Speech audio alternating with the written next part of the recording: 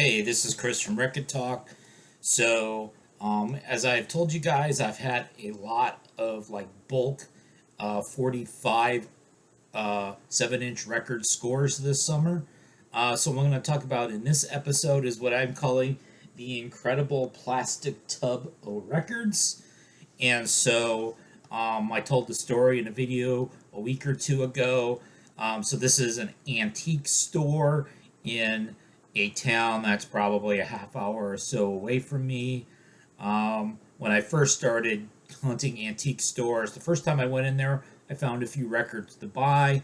Then on subsequent visits, it was the same stuff I didn't buy was still there, and there was no new stock. So I was kind of like not really regularly going back to the place. I was off looking at some other places, and it happened to be on my way home from the drive.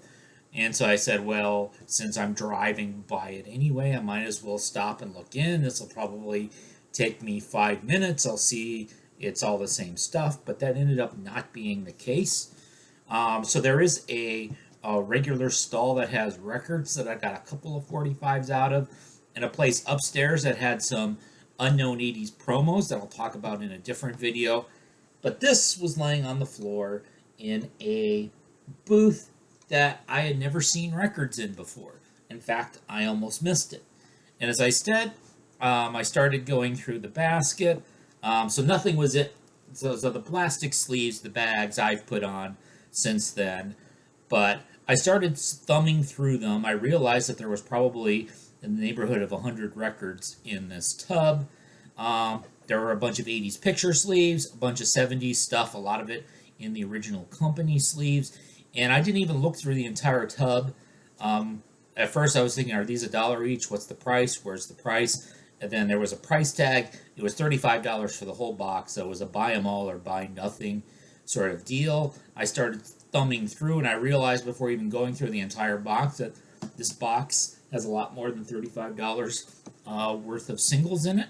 If you were going to resell, or just I was going to get more than enough value, so I bought the entire tub. And so what I'm going to go through at the end of the video is there's about 30 to 35 picture sleeves. They're all from the 1980s. Most of them have Walmart price tags on them. I'll save what I think are the best ones for last. But some of the other stuff that I picked out of here, so there's like a lot of 70s stuff. So we've got this Coco, which is a Stack subsidiary, Luther Ingram. We got some Bell stuff. Larry Glitter, we don't like that guy. But here's that early 70s Epic on the yellow and black. This is Hold Your Head Up by Argent.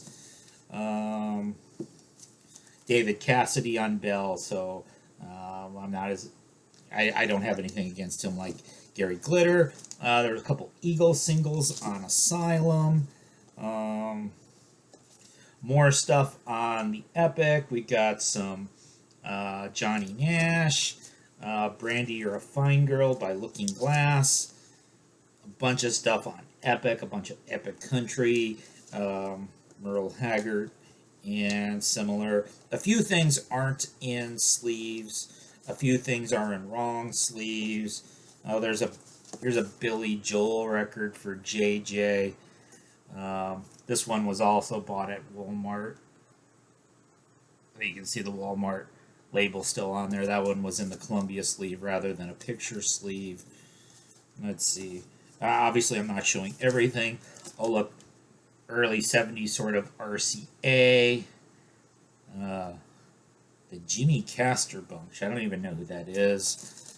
And then we got, The Sound of Philadelphia, Philadelphia International. Harold Melvin and the Blue Notes. Let's see if there's any other cool ones to show you.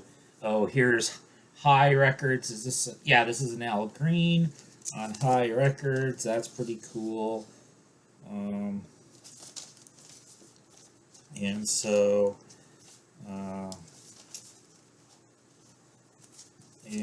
yeah. And then I'm going to go ahead and tack in the 80s picture sleeves at the end of this. So stay tuned for that.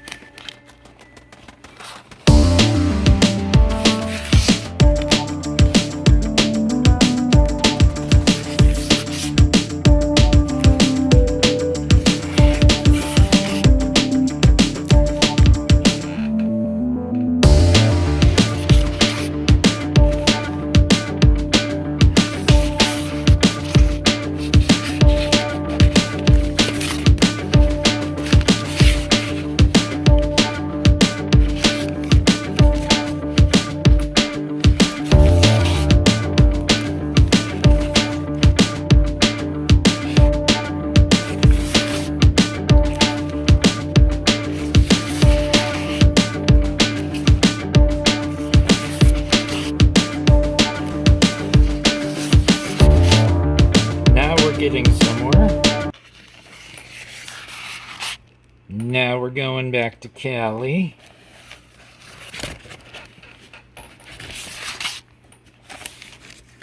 And finally, Def Jam Recordings.